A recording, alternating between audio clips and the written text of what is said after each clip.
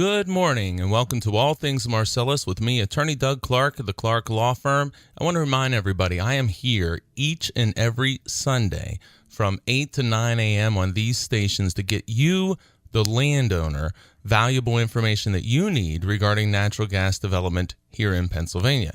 At the Clark Law Firm, my focus, as always, is landowner and only landowner representation. I have not, do not, will not represent any gas or pipeline companies.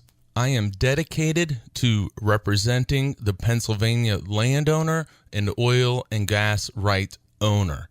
The Clark Law Firm is located at 1563 Main Street in Peckville, Pennsylvania, and anyone can contact the office at any time at 570-307-0702.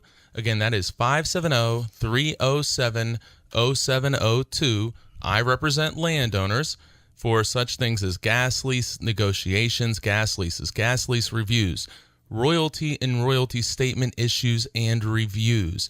Of course, pipeline, water line agreements. You hear me say it a lot, but I think it's important. Sorry to be a broken record. Regular listeners are probably going to say, okay, here it comes, the part where he says he's negotiated, consulted with landowners with pipeline agreements with over 50 different companies across Pennsylvania, giving you the idea of what is out there, what's going on, and the experience that is available to learn from and to help landowners make the right decision for you, for your situation. And that's one of the things that just drives me crazy, because too many people think, oh, well, what was right for this guy, or what I read on the internet, or what was right for even my neighbor doesn't mean it's right for you. Even if they have the same identical, say, gas lease that the company wants to extend, and they're offering to extend yours and also a neighbor and other people nearby, it doesn't mean that the evaluation is the same for you. You need your own independent evaluation, which you're considering all of your circumstances, and it certainly is relevant. What are other people getting? What have other people received in the past? What are other people being offered now? But there's much, much more to that. But absolutely, that's something that you need to look at. And I'm going to be talking some more about this today, but I want to remind everybody too, we're doing a show in northeastern Pennsylvania. We do it in north central Pennsylvania. You may be listening in southwestern Pennsylvania. So I have clients all across the state and have had clients all across the country who have property rights or oil and gas rights in Pennsylvania. So I just want to make sure, because again, we're relatively new running in the Pittsburgh market, and in Tioga County, Potter County, have clients in all of these areas. And I just want to make everybody comfortable that do not be afraid of the distance factor. I've represented clients who've owned land in Pennsylvania who've resided in London, in Canada, Alaska, even Hawaii and Micronesia. So do not be afraid about the distance aspect. With today's technology, really have been able to represent people extremely effectively all across Pennsylvania, and even people located across the country. One thing one great case that I like to talk about sometimes, and I think this is so telling, and especially now too, within it was the last couple of years, but it's actually happened twice with this same person, but it's happened with other company people as well. So here's how it goes. A couple of years ago, I get a call from a individual in Texas, so located in Texas, saying, hey, we just found out, our family, that we have oil and gas rights in Pennsylvania, and we're looking for representation, and we'd like for you to help us. So we say, okay. So we get all the information and everything and say, all right, yeah, this is definitely something we can assist you with. And then during the discussions, I learn quickly that the contact person, who is the client, is actually a landman for one of the gas companies, and they operate in Texas. This person resided at the time, I'm not sure where they are now, but in Texas, and was a company landman, and calls goes online, does some research, finds out who's out there representing people, who's helping people, and makes a decision to call us and ultimately hire us. So what does that say? You have gas company people hiring private counsel, oil and gas attorneys that know what they're doing to help them. A landman hiring an attorney when dealing with their own property. gosh, that should really tell you something. And that's not the only landman or company individual that I've represented. And in fact, I've had gas company employees refer landowners or other company employees to me for private representation.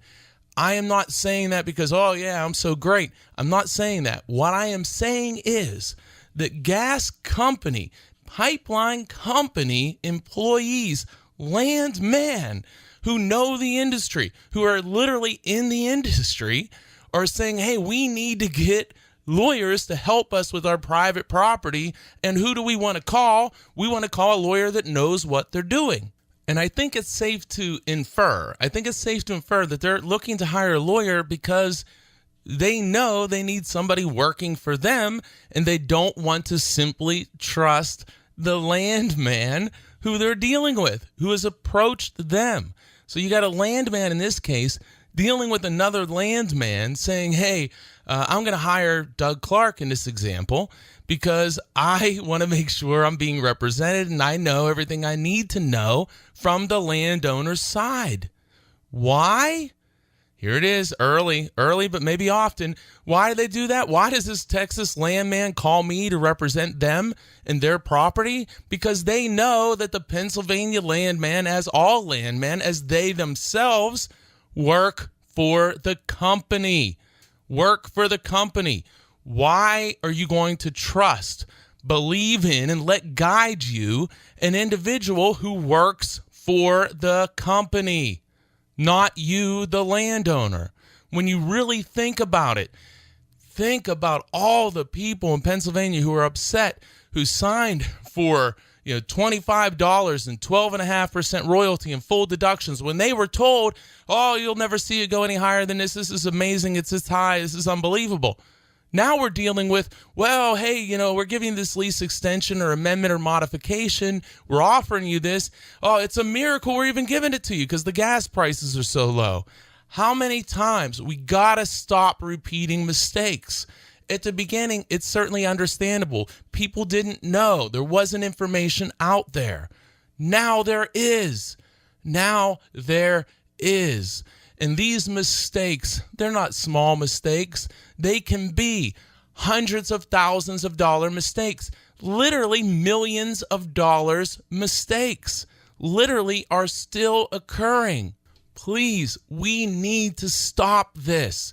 We need to make sure that you are getting the strongest possible agreement, contract, for the most possible money, to protect your property, to give you future opportunities. And we need to make sure you're getting the information that you need, not from the landman who works for the company. Their job, get the best deal for the company. If they say to you, oh, I'm about the landowner, well, what does that tell you then? That they have to be an immoral person because they have an employer who's they're supposed to represent. If they're truly for you, the landowner, then they shouldn't have that job. They all say, I haven't ever heard a guy come out and say, listen, my job's to work for the company. I'm out here, my job is to get the strongest, best possible agreement for the company, give you the weakest terms that I can possibly get you to sign off on, and go back to the company and show them how great of a job I did.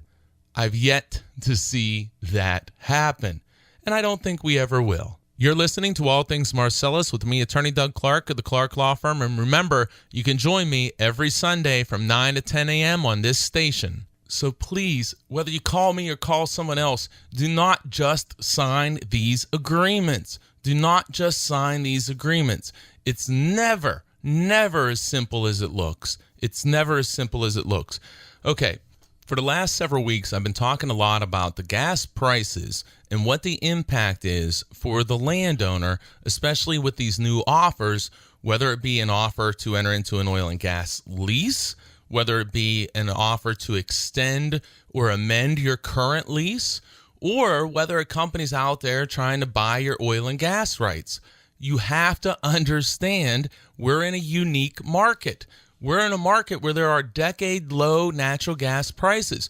We're in a market where the gas companies have slashed drastically cut their budgets to give money to landowners to acquire new leases, to acquire amendments and modifications, where they've slashed drilling budgets. You heard me talk, I think it was last week. I'm going to just reference it again. It's an article, March 9, 2016, by Matt DeLallo, who wrote, here's the title, "This is what caused Southwestern Energy's company's stock to plunge by 32% in February. A credit rating downgrade and huge CapEx cut weighed heavily on the natural gas driller last month." It goes on, again, it's the state, and this is a quote from the article.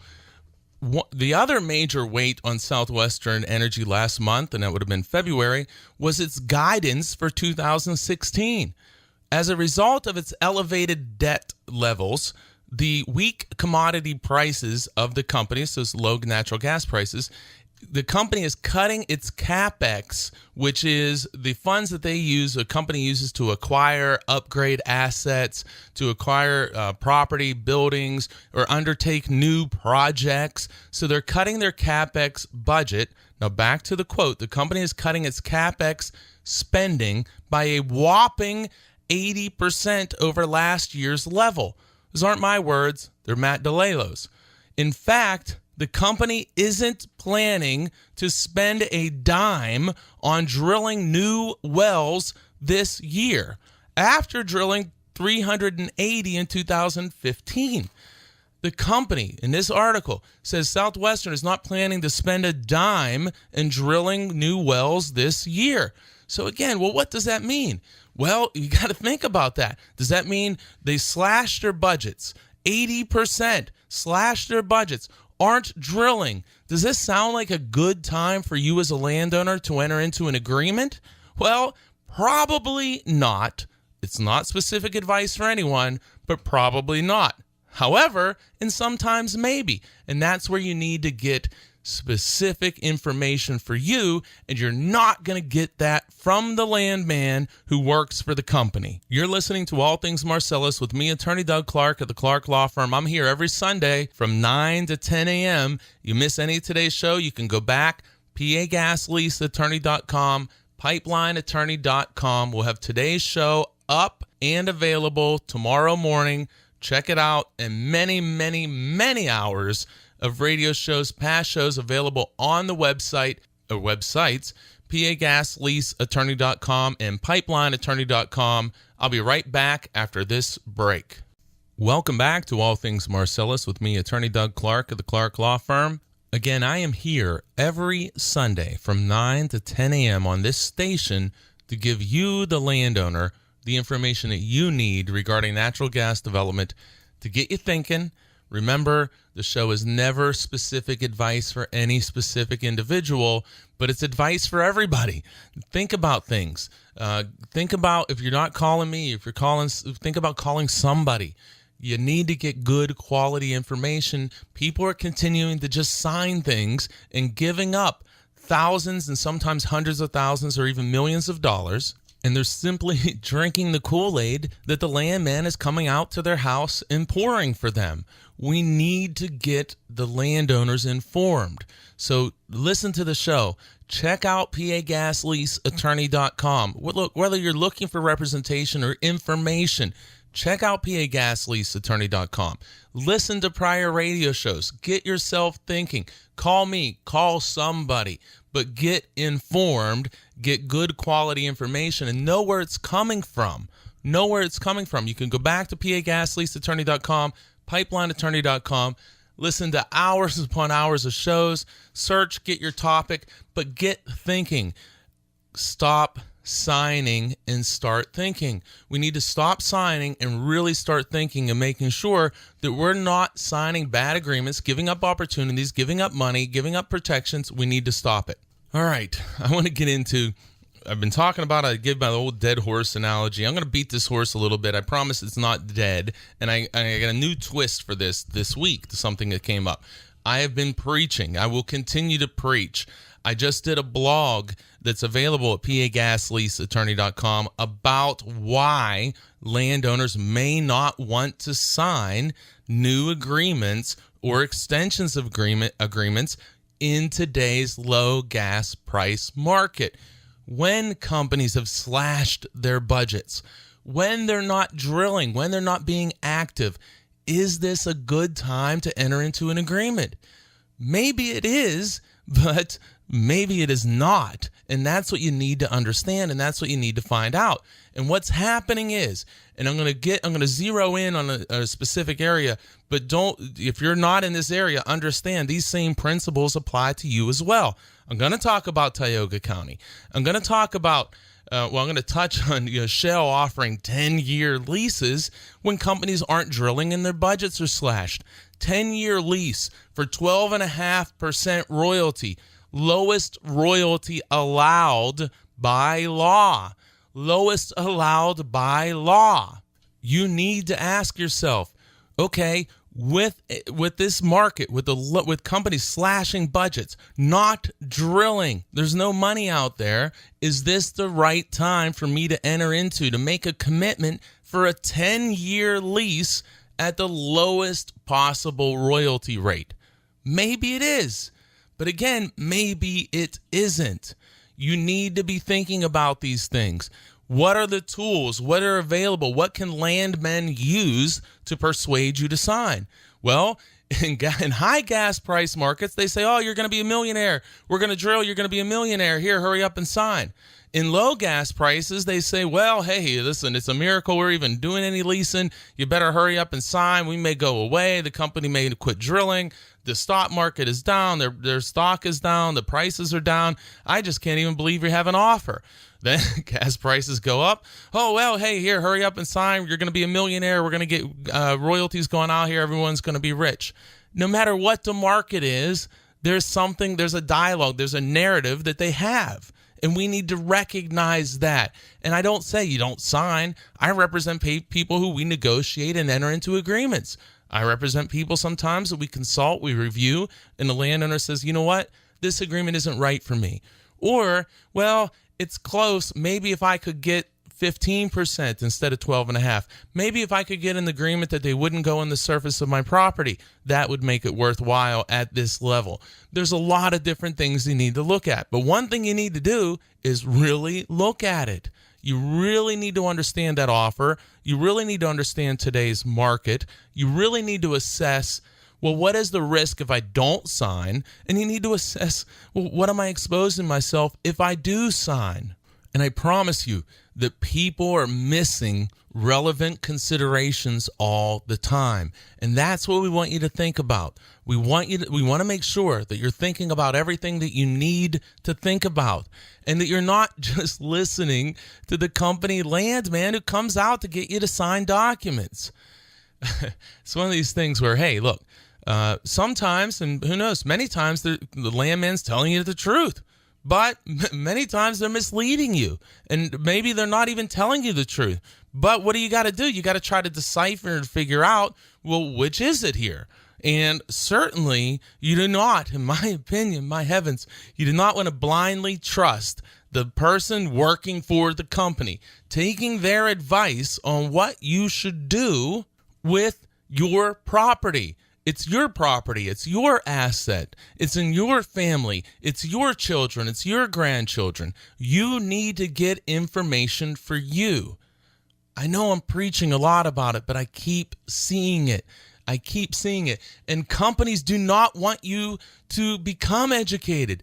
They just want they want every landowner to have a pen in their right hand or left hand, depending which hand you are, so you're ready to sign at all times. And, oh, yeah, we can sign today. Here, and look at this, too. There's always these hurries. There's the hurry. Okay, well, what's the hurry if you're not going to drill? If you have no drilling plans for this year, what is the hurry? My lease doesn't expire for another year, or there's no pipelines planned, or you want to sign a pipeline agreement with a 5-year option, meaning that you have 5 years to decide whether to use the agreement. Well, think about that.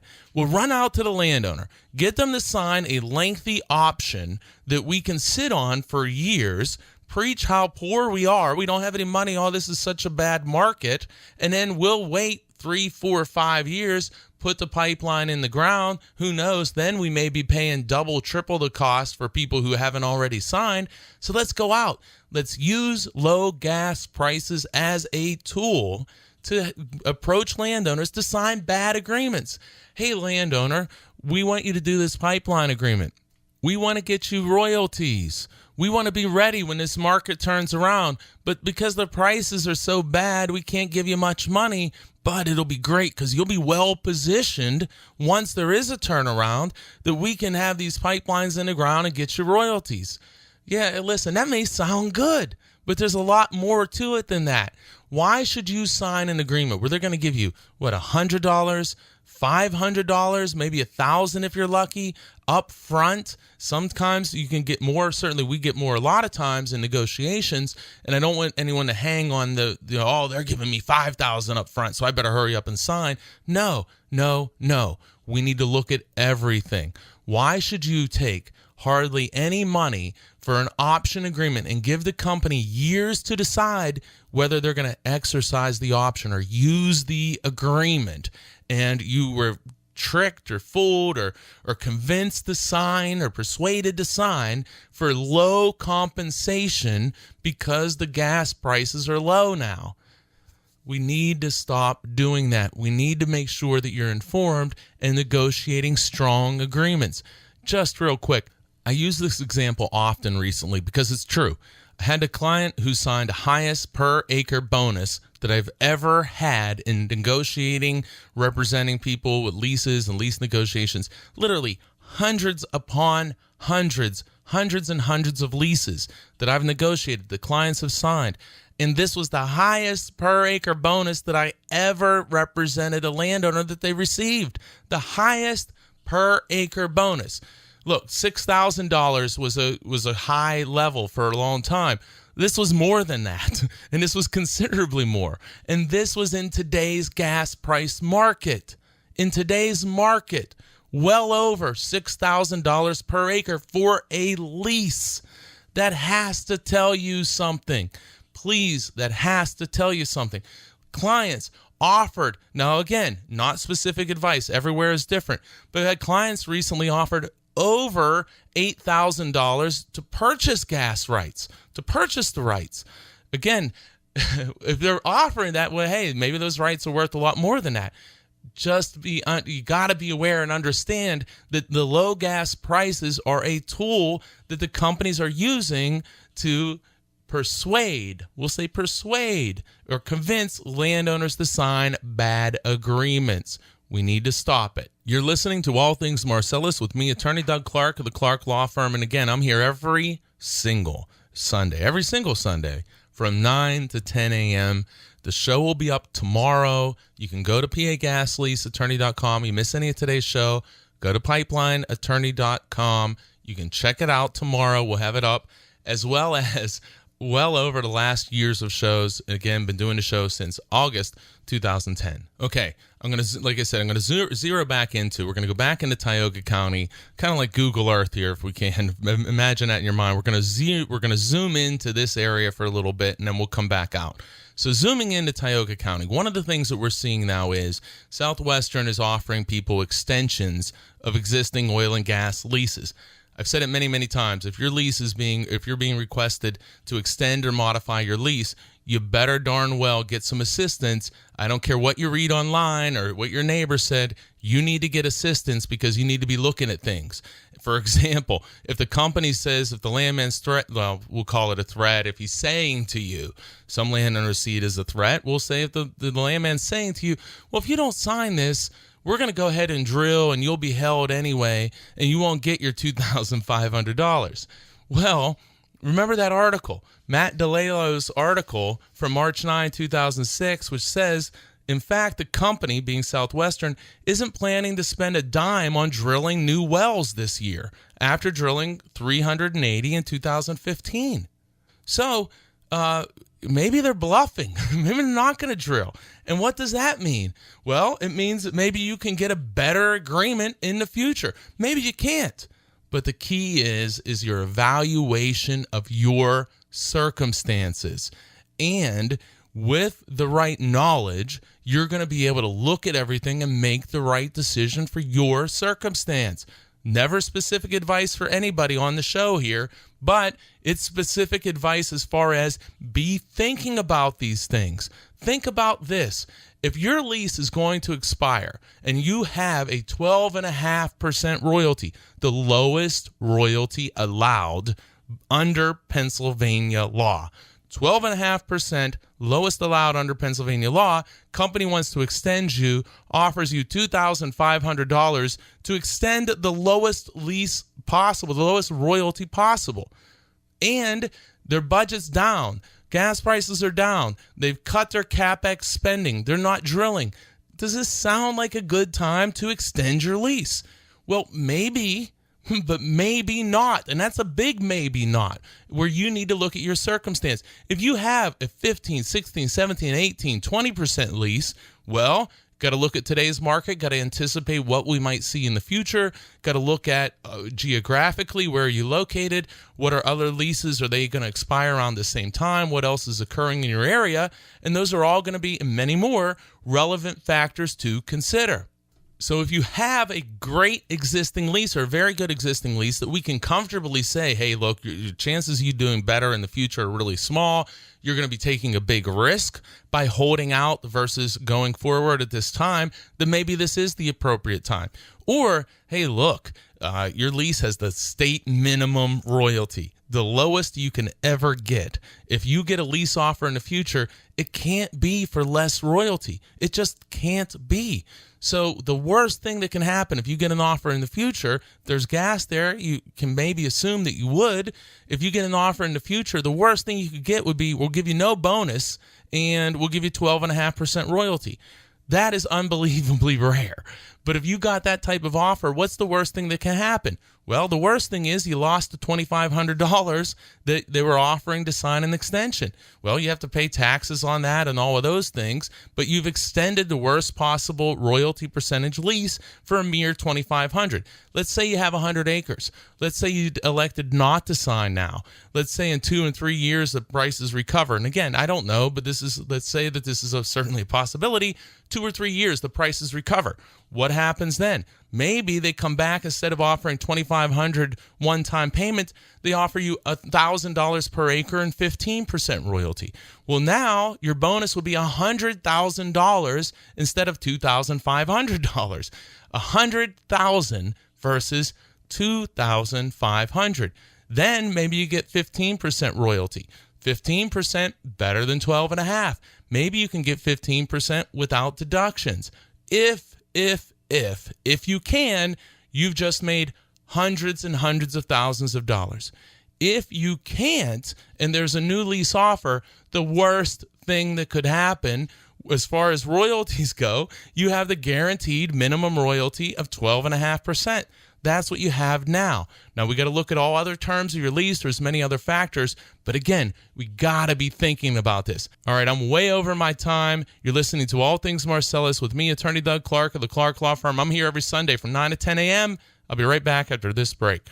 Welcome back to All Things Marcellus with me, Attorney Doug Clark of the Clark Law Firm. I'm here every Sunday from 9 to 10 a.m. And you can go to pagasleaseattorney.com and pipelineattorney.com tomorrow and check out today's show if you missed any. And also, you can go back and listen to many hours of shows. We've been doing the show since August of 2010. All right, I'm going to jump right into it here. So I've been talking about these leases and these extensions, why landowners may not want to do it. I want to remind everybody again, though, that there may be times where it is right. And that's where it's important to get a consultation, get an evaluation, understand the different issues that you should be thinking about, and two people with the identical offer may reasonably and appropriately come to different conclusions as to whether they should move forward, whatever that offer may be.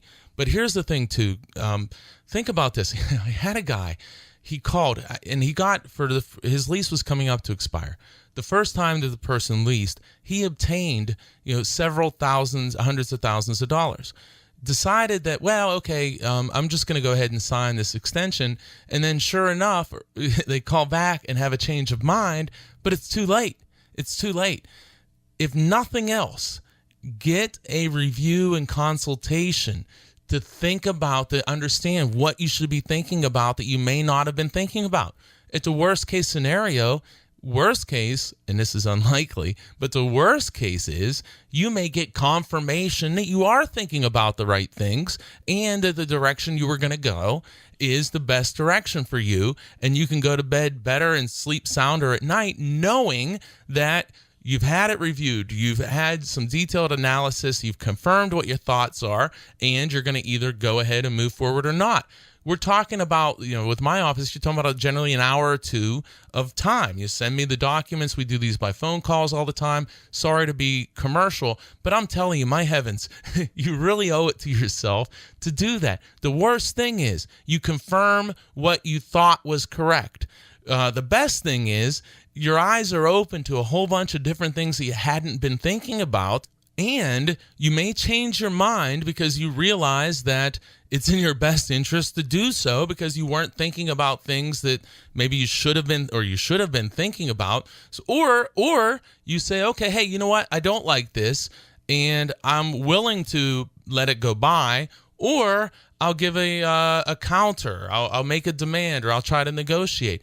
All of those things are possibilities. Or again, worst case scenario, you say, all right, I can go to bed at night. I've talked to somebody who knows what they're doing. I've talked to somebody that deals with this every day. I got some secondary opinion, and I'm going to go ahead and do this.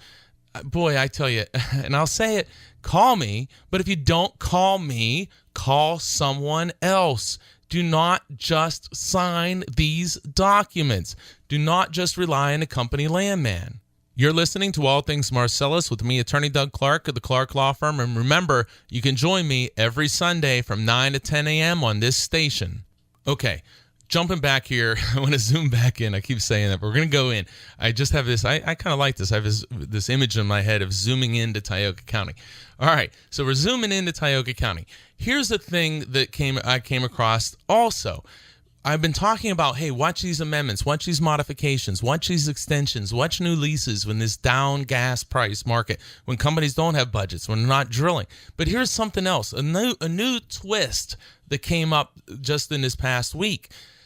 Landowner calls, says, hey, I want to get a consultation and review. I have a current oil and gas lease extension.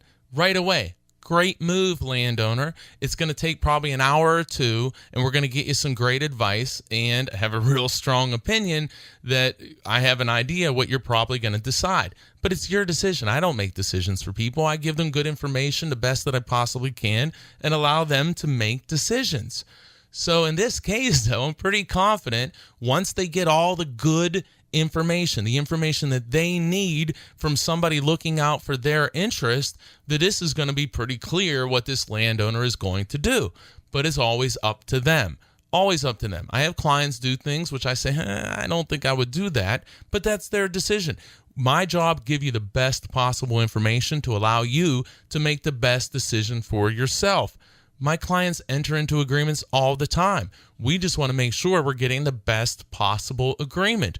And we also want to make sure if you don't like the agreement and you don't want to do it, that you don't do it. If you have the right not to, we want to make sure that you understand you have the right not to. So, okay, in this scenario, right off the bat, real quick, prices are low, royalty rate 12.5% with deductions, extending it for $2,500, a really bad agreement in a lot of ways. And it gets worse. It's not just about money. I'm going to use hypothetical. We'll say it's a 100-acre property. I'm just going to leave it at that. We're just doing this as a hypothetical here. So a company wants you to extend the lowest possible royalty allowed by state law in exchange for a whopping $2,500. Not $2,500 per acre, but a one-time payment of $2,500 to extend a lease that provides you the lowest possible royalty allowed in Pennsylvania. Maybe you shouldn't extend it. Maybe you should, but maybe you shouldn't. But in this case, there's an added twist, and it's a big, big twist. Big twist. Chubby checker twist. Hopefully my parents are listening for that joke. Okay. So, but seriously, there's a big twist here. And that twist is that this is amazing. And I hadn't seen this before. And a quick aside, I do this every day. and I haven't seen this. So for a neighbor to rely on a neighbor, to rely on somebody who has minimal experience, you're making a mistake here. I'm learning things every day. I'm constantly learning, and here's something that I hadn't seen before, not in this fashion or this way. So, okay, here's what it is. Company says, we'll give you $2,500 to extend your lease, which, by the way, has the lowest minimum royalty allowed in the state. They may not tell you that, and what a surprise, because they work for the company, but they want to extend your lease 3 years, give you $2,500. Oh, by the way, something they're not telling this particular landowner, you may or may not recall back in 2008 when you signed your original lease that we already extended once, or a company's extended. You may not have realized that when you signed that lease, you also signed a pipeline right-of-way agreement in this case. And it's a very interesting pipeline right-of-way agreement because, number one, it is a terrible landowner agreement. Honestly, it really doesn't get much worse. It's about as bad as you get. So you signed a horrible pipeline right-of-way agreement when you signed your gas lease. And I'd be willing to bet that the landman who had the individual sign the gas lease and pipeline right-of-way agreement didn't mention that this pipeline agreement is absolutely horrible. Can't really do much worse than this. So, okay, and why am I talking about it? Well, this pipeline agreement says that, and I'm going to paraphrase, but what it says is this pipeline agreement runs simultaneously with the lease. So, when the primary term of the lease expires, so does the pipeline right-of-way agreement, unless the company's installed pipelines. So what does that mean? Well, here you go. You signed, you're a landowner, your lease is going to expire, and the company wants to extend your lease for, again, $2,500 as a one-time fee, and wants to extend your 12.5% lowest possible royalty. But when they extend that, because the pipeline right-of-way agreement says it terminates whenever your lease terminates, unless we put a pipeline in, and then it goes on forever. But if you extend your lease, in this case, the company hasn't put a pipeline in, so by extending the lease, you're also extending this horrible pipeline right-of-way agreement. So if you extend your lease 3 years, you also extend your pipeline right-of-way agreement 3 years, which calls for, and these are just some highlights of this agreement. There are no restrictions in this pipeline right-of-way agreement whatsoever as to where the pipelines can be placed. They can be put anywhere in your property. You don't have the right to even be consulted. They can be put anywhere as long as it's not a violation of the law. Okay. Well, how many can they put in? Well, as many as they can fit. There's no limitation on the number of pipelines. They can put anything above ground appurtenances, things above ground, necessary, measuring equipment, valves, and who knows, maybe small compressors. It says what they deem is necessary. So they can put as many pipelines as they want in as many different areas as they want. There's no liability protection. If there's a lawsuit, there's no promise to defend you. You could be sued and have to defend, and God forbid, though hopefully you wouldn't do anything that would expose you for a judgment, you could ultimately even get a judgment against you. So you have no liability protection. Oh, by the way, how much money you're getting? Well, next to nothing. There's no per foot price here. There's no per acre price. There's whatever we damage to your crops and trees, which is the greatest deal in the world for the company. And by the way, too, this particular agreement has multiple properties on the same agreement. So if the company were to do something to hold the lease for any of these properties, you now have a pipeline right-of-way agreement that's wide open, a blanket wide open agreement for the next possible century or more. So anytime they want to come back, they can put pipelines here. Why?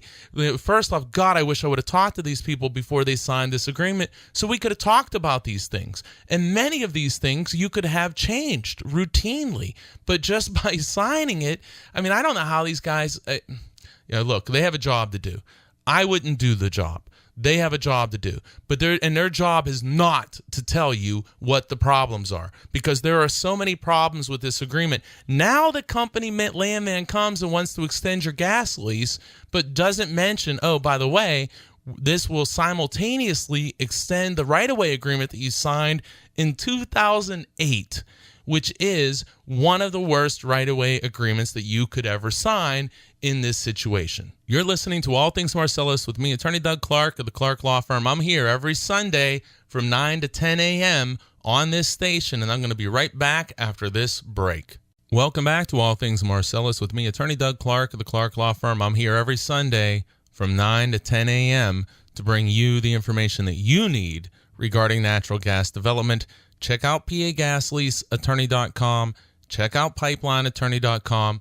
We'll have today's show up there tomorrow morning, and you can check out many, many hours of shows in the past as well. All right, I want to get back to this now. What we have here is an extension for a one-time payment. This is in the Tioga County area by Southwestern Energy for $2,500. So you're extending your existing lease. You better darn well know what's in that existing lease, what's good, what's bad. Maybe the terms are really good in your existing lease, and you may feel that it's in your best interest to extend it.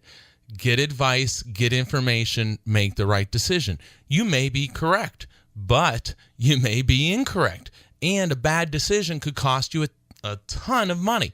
Think about this, hypothetical only. If you have 100 acres and they're offering you one-time payment to extend for $2,500, that's what you get, and you extend your existing lease.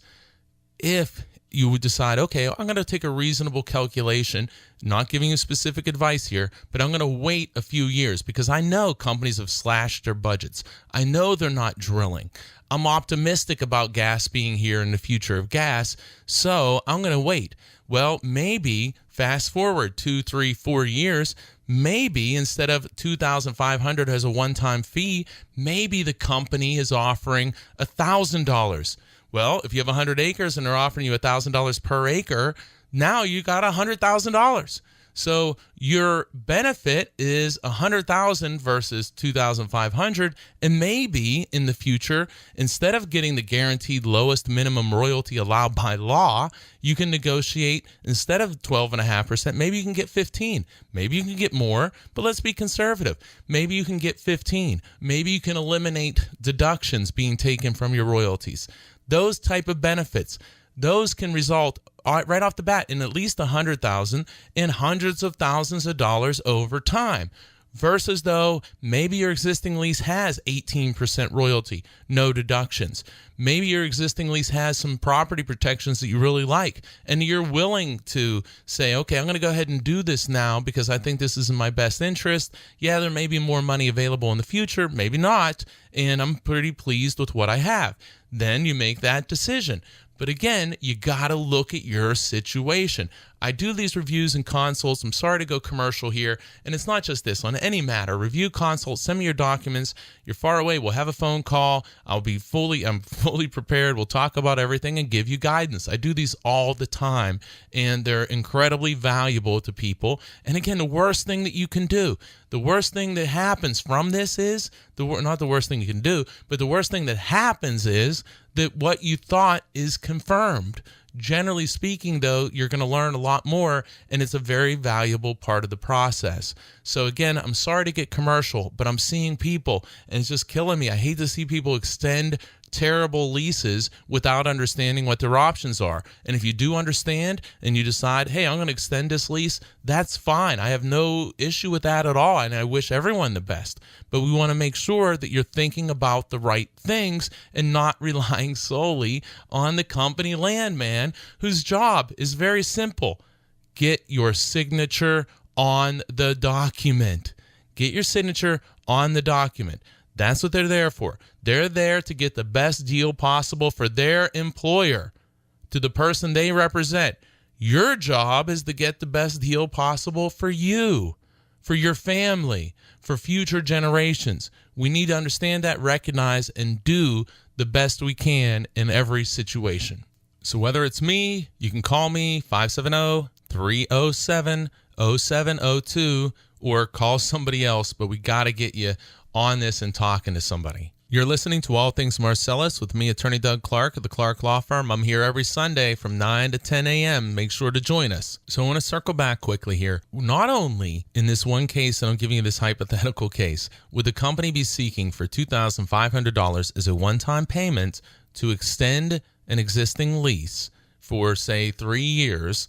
Not only that, but they're also extending a pipeline right-of-way agreement that's tied to the lease. And what do I mean by that?